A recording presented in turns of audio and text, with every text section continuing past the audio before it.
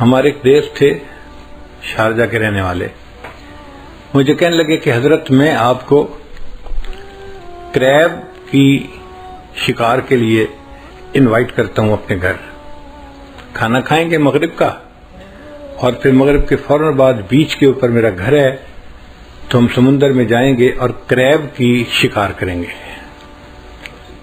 Fishing کا تو ہم نے شکار دیکھا ہوا ہے، لیکن کریب کا کبھی نہیں کیا تھا، تو ہمارے لیے بھی ایک نیا تجربہ تھا، تو میں نے ان کی دعوت قبول کر لی۔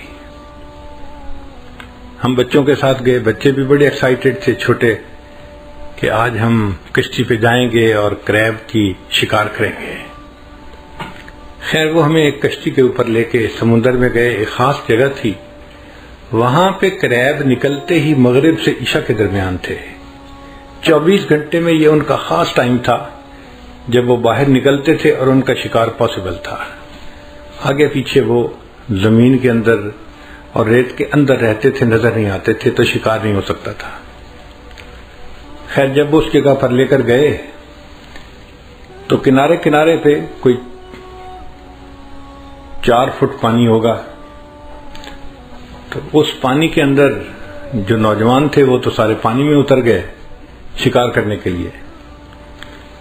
میں بوڑھا کشتی کے اندر ہی بیٹھا رہا، اور میرے ساتھ گھر کے جو چھوٹے چھوٹے بچے تھے نا، 1 سال 3 سال 2 سال، وہ ساتھ بیٹھ کے کہ ہم دادا ابو کے پاس بیٹھ کے ہیں۔ اب میں ہوں اور چھوٹے چھوٹے 3-4 بچے ہیں، اور وہ لوگ کریب کا شکار کر کے لا رہے تھے، اور ایک بنگالی تھا جو کشتی چلا رہا تھا، وہ لاتا اور ایک باسکٹ تھی اوپن، وہ اس کے اندر اس کو پھینک کے چلا جاتا۔ میں نے جب دیکھا تو اس کے اوپر کوئی لڈ نہیں تھی، کوئی ڈھکنا نہیں تھا، تو مجھے محسوس ہوا کہ چھوٹے چھوٹے بچے ہیں، بچوں میں سے کوئی باسکٹ میں ہاتھ ڈال دے گا یا کوئی کریب باہر نکل آیا تو بچے تو اس کو دیکھ کے ہی پریشان ہو جائیں گے۔ تو میں نے اس بنگالی دوست سے کہا بھائی اس کو ڈھانپ دو۔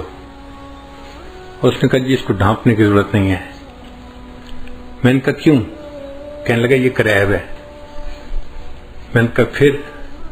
کہنے لگے تماشا دیکھنا ہے تو یہاں آئے۔ میں کرسی سے اٹھ کے ذرا آگے گیا تو میں نے دیکھا کہ 15-20 کریب اس باسکٹ کے نا بیس کے اوپر پڑے ہوئے تھے۔ اچھا ان میں سے ایک کریب جب دیوار کے اوپر چڑھنے لگتا نا، تو جیسے ہی وہ تھوڑا سا اوپر چڑھتا کہ میں باہر نکلوں، باقی 2-3 کریب مل کے نا اس کی ٹانگ کو یوں نیچے کھینچتے اور نیچے لے لیتے۔ پھر تھوڑی دیر کے بعد دوسرا نکلنے کی کوشش کرتا تو اس باقی مل کے اس کی ٹانگ کھینچتے۔ اس نے کہا جی یہ ایک دوسرے کی ٹانگیں ہی کھینچتے رہیں گے، ان میں سے ایک بھی باہر نہیں نکل سکے گا۔ میرے لیے زندگی کا نیا تجربہ تھا۔ میں نے یہ منظر دیکھا اور مجھے اپنے دفتروں کا سما یاد آ گیا کہ یار بات تو ایسی ہے، ہمارے دفتروں میں معاملہ ایسا ہی ہے۔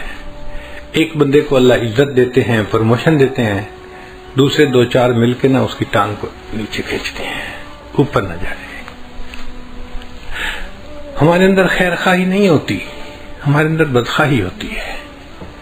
دوسرے کی چھوٹی سی بات کو زوم کر کے ہم بڑا بنا دیتے ہیں اور ایسے پیش کرتے ہیں کہ اس سے زیادہ کام چور اور سست بندہ تو کوئی ہے ہی نہیں۔ اسی بدنیتی کی وجہ سے پھر ہمارے دل سیاہ ہوتے ہیں اور ہمیں عبادت کی توفیق نہیں ہوتی۔